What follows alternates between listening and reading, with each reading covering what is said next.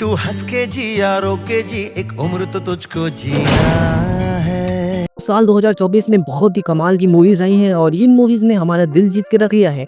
लेकिन इस मूवीज में कुछ मूवीज ऐसी रही हैं जो बहुत ही ज्यादा खराब रही हैं, लेकिन उनके बारे में हम लोग बात नहीं करने वाले हैं। आज हम लोग बात करने वाले हैं टॉप 10 मूवीज ऑफ हॉलीवुड जिसने की 2024 को बहुत ही बेस्ट बना दिया था। तो सबसे पहले शुरू करते हैं नंबर 10 के साथ, जो की है kingdom of the planet of the apps. ये मूवी बहुत ही ज्यादा कमाल की है। यहाँ पर हमें कई सौ सालों के बाद एप्स और इंसानों के संघर्ष को दिखाया जाता है, जहाँ पर इंसान अपने वजूद के लिए लड़ रहे हैं और एप्स अपने वजूद के लिए लड़ रहे हैं। और इस मूवी की एंडिंग एक सस्पेंस एंडिंग होती है, क्योंकि यहाँ पर हमें स्पेस की तरफ नोटिस करते हुए एप्स को दिखाया जाता है और इंसान भी स्पेस में कुछ न कुछ रिसर्च कर रहे हैं, जो कि इसके आगे आने वाले पार्ट को और भी ज्यादा एक्साइटिंग बनाने के लिए किया गया है।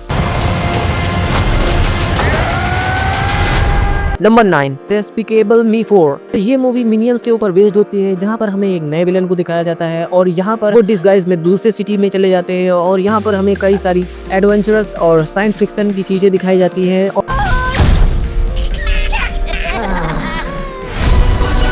नंबर 1 पर आती है इनसाइड आउट 2। ये मूवी बहुत ही ज्यादा कमाल की है, क्योंकि इसमें हमारे दिमाग में होने वाली सभी चीजों को दर्शाया जाता है, जैसे कि इमोशन, भूख, क्रोध, दया, इसी तरह की कई सारे इमोशंस होते हैं जो कि हमारे दिमाग में चलते रहते हैं और जिनके भी सही से तालमेल ना होने की वजह से यहाँ पर बहुत ज़्यादा गड़बड़ हो जाती है और फिर हमारी जॉय को एंग्जाइटी से लड़ना पड़ता है और इस एंग्जाइटी से लड़ने के चक्कर में दिमाग में बहुत बड़ा लोचा हो जाता है।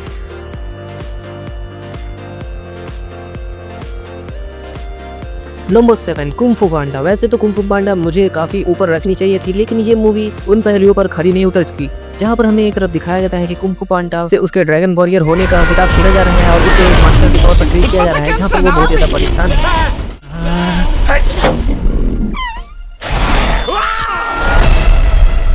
और उसके बाद आती है मूवी द वर्ल्ड रॉबर्ट। वैसे तो मुझे कहना नहीं चाहिए कि ये मूवी बहुत ही अच्छी थी, लेकिन मैं कहूँगा ये मूवी बहुत ही अच्छी से भी ज़्यादा अच्छी थी, क्योंकि इस मूवी में हमें बहुत ही अलग अलग एलिमेंट्स दिखाए गए हैं, जहाँ पर टेक्नोलॉजी नेचर के साथ कैसे कंबाइन होती है वो दिखाया जाता है और टेक्नोलॉजी के पास भी इमोशंस होते हैं। एक रोबोट जिसको काम दिया गया था कि वो किसी काम को करे, लेकिन वो गलती से दूसरे टापू पर आ जाता है, जिसकी वजह से वो एक बच्चा को पालती है और उसको उड़ाना सिखाती है और उसको ज़िंदगी में आगे बढ़ना सिखाती है और वो एक बार नेचर को बचाती भी है।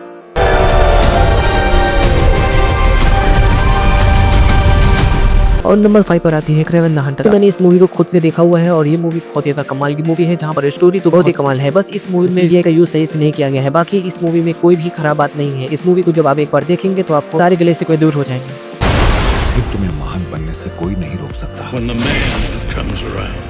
और नंबर 4 पर आती है सोनी की ही मूवी वेनम 3। वेनम 3 एक बहुत ज्यादा कमाल की मूवी थी, जहाँ पर वेनम और एडी के बॉन्ड को दिखाया जाता है, जहाँ पर नल को भी दिखाया जाता है पहली बार, जो कि एक मल्टीवर्सल एलिमेंट है और वो वेनम के कॉर्टेक्स के पीछे पड़ा हुआ है, जिसकी वजह से वो वॉइड से बाहर आ सकता है और पूरी दुनिया में अंधकार को कायम कर सकता है। और यहाँ पर वेनम को अपनी कुर्बानी देकर नल को रोकना पड़ता है, लेकिन नल अभी भी कह रहे हैं कि वो वापस आ जाएगा।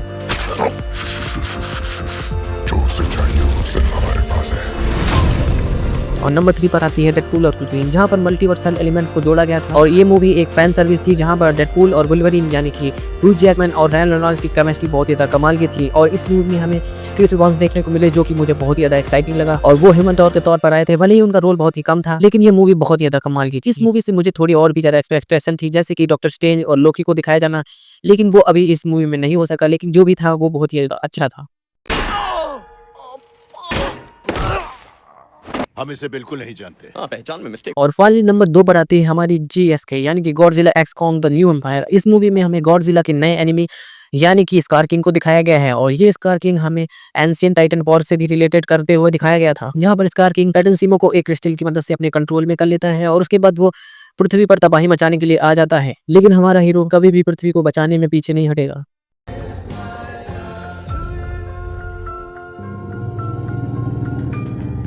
और नंबर 1 पर मूवी है जो कि मुझे सबसे बेस्ट लगी, वो थी ट्रांसफॉर्मर्स 1। अब कई लोग कहेंगे कि ये मूवी तो ओरिजिनल प्लॉट से भी नहीं मिलती है, लेकिन दोस्तों इसका मतलब ये नहीं है कि ये मूवी अच्छी नहीं थी, क्योंकि जब मैंने इस मूवी को देखना शुरू किया और इस मूवी की स्टोरी पता चली तो यार ये मूवी बहुत ज्यादा कमाल की थी, जहाँ पर हमें ऑप्टिमस प्राइम के ओरायन पैक्स वाले रूप को भी दिखाया गया था और मेगाट्रॉन के D16 वाले रूप को भी दिखाया गया था, जहाँ पर वो लोग माइनस होते हैं और बहुत ही नीचे स्तर से उठते हुए बहुत ही ऊपर आ जाते हैं, जहाँ पर सेंटिनल प्राइम जो कि खुद को एक असली प्राइम कहता है और सभी साइबरट्रॉन के निवासियों को धोखे में रखता है और कहता है कि वो मैट्रिक्स ऑफ लीडर्स को ढूंढ रहा है, लेकिन इसके बदले वो एनर्जॉन चुरा चुरा के एलियंस को सप्लाई कर रहा होता है। और फिर यहाँ पर मेगाट्रॉन का सेंट्रल प्राइम से भरोसा उड़ जाता है और उसके बाद वो अपने असली रूप में आ जाता है। ऑप्टिमस प्राइम को एक प्राइम का दर्जा मिलता है।